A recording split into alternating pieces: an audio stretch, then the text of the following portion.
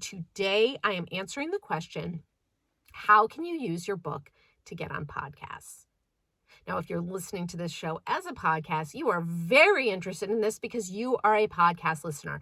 And that is my number one point when it comes to getting on podcasts, is the most obvious one. And yes, it's the most overlooked, which is listen to the podcast you want to be on. I am as guilty of this as anybody. But I should mention, by the end of this, you are going to know exactly the 3 ways to guarantee you get on podcasts and are a good guest. So the first thing you should do is start making a list of the podcasts you want to be on and be realistic. Like, we're not going to get on Joe Rogan, probably. We're not going to get on Tim Ferriss.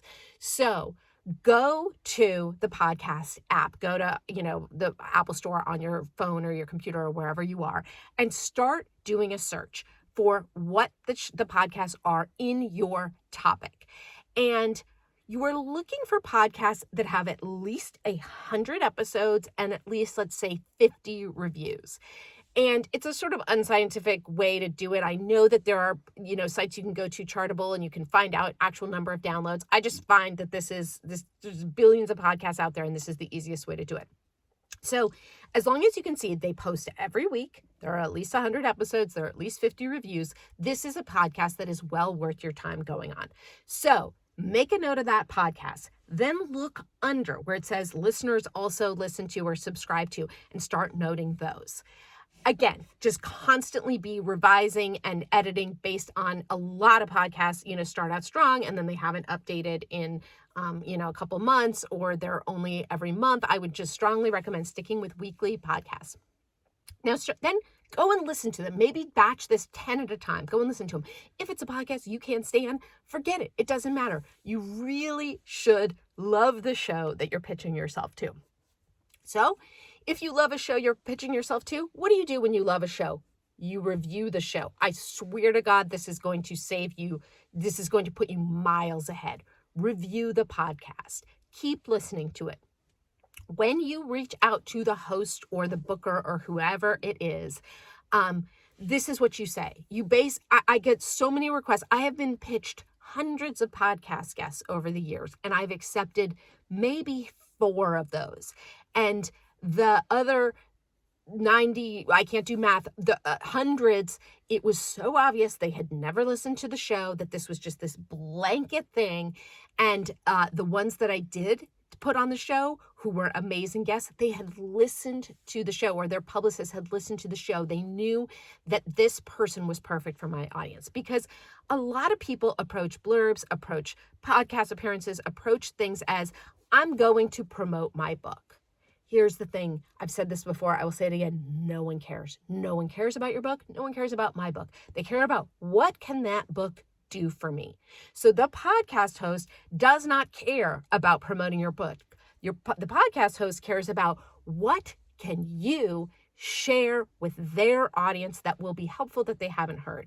So listen to the podcast with that in mind. Start thinking about, well, I really liked that episode where, the branding expert talked about whatever it is, make a couple notes about episodes you like. When you pitch that podcast host, say, I absolutely loved this episode and that episode. I reviewed your podcast. Actually, here's a screen grab of my review. And here's what I think I could tell your listeners.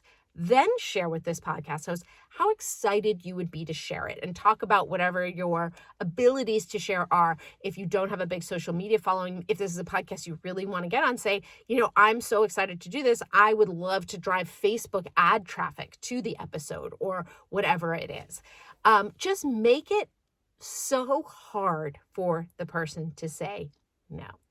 And if you are looking for how do I reach podcast hosts? Sometimes, the information is very accessible. Sometimes it's not. There's a website called Hunter.io that lists, really hard to find email addresses. They may not be accurate. They may not be current, but they are sometimes. So that is how you pitch it. Now, one thing I want you to know, another sort of sad thing, the podcast host is probably not going to read your book. You should still send it to them. which I know is weird to go and send something that you know someone's not going to read. But think about it. I mean, there are some podcast hosts who are extremely, James Altucher talks about how he reads every guest's book over and over and over again. But I just heard Lewis Howes talk about how he has an assistant who reads the books, who flags the parts. And these are the biggest authors in the world. And he's admitting he doesn't read the books. He's having his assistant flag which parts of the books he should ask about. I will tell you, as an author, it can be very disheartening when you're being interviewed by somebody who it is very clear has not read your book. But, and I've had both. I've had people I've absolutely read their books, and I've had people where I haven't had time to read their books that I've interviewed them. But it is not, as long as it's somebody that has taken the time to prepare, has gotten information about you in your book, can be just as fruitful to have that conversation. So please don't be offended by the fact that this podcast host is probably not going to read your book.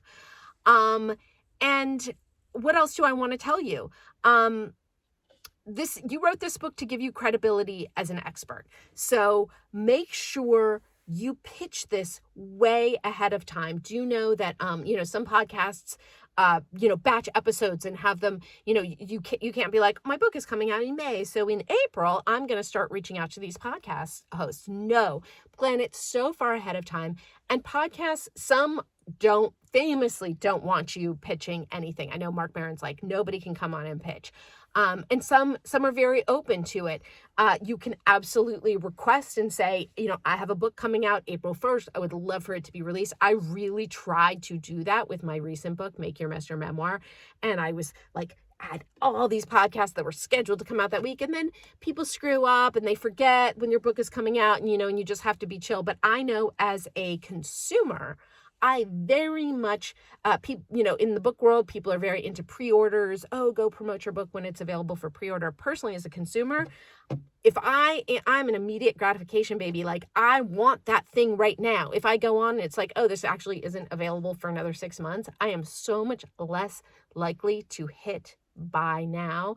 So I recommend booking these podcasts for once your book is available. And while there's a great advantage to having them go all at once, there is also a great advantage to sort of keeping your sales going by having these podcasts come out, over a certain period of time.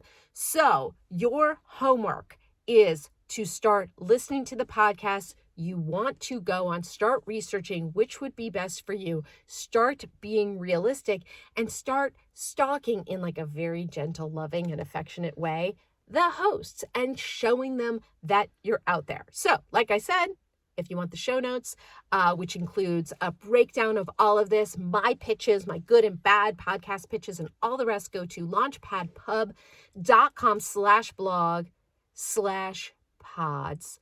And with that, oh, by the way, if you're watching this on video, please give a girl a thumbs up, hit subscribe, go check out my other videos.